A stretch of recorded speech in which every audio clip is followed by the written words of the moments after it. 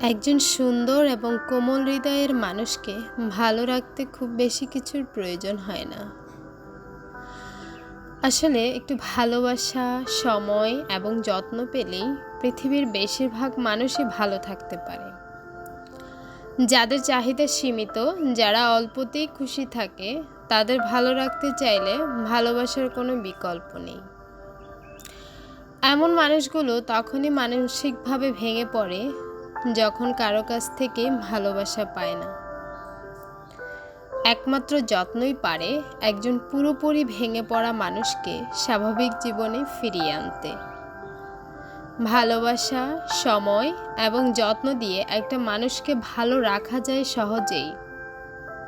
পৃথিবীতে কোমল হৃদয়ের মানুষগুলো সবচেয়ে অবহেলার শিকার হয়।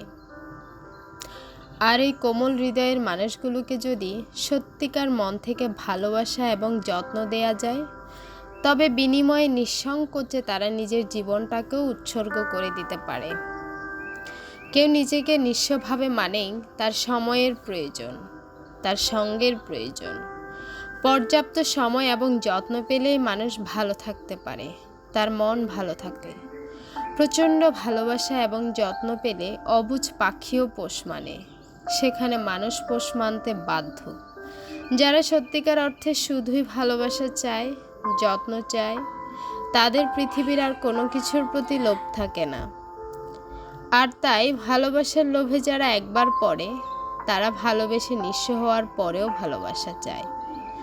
ভালোবাসা থেকে মুখ ফিরিয়ে নিতে পারে না। যাকে ভালোবাসেন তাকে পর্যাপ্ত সময় দিন এবং তার যত্ন নিন।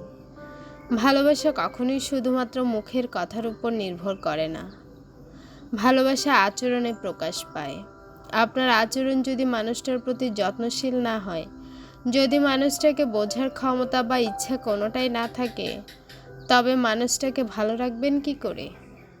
আর ভালো রাখতে না পারলে মানুষটাকে ভালোবাসার সার্থকতা কোথায়?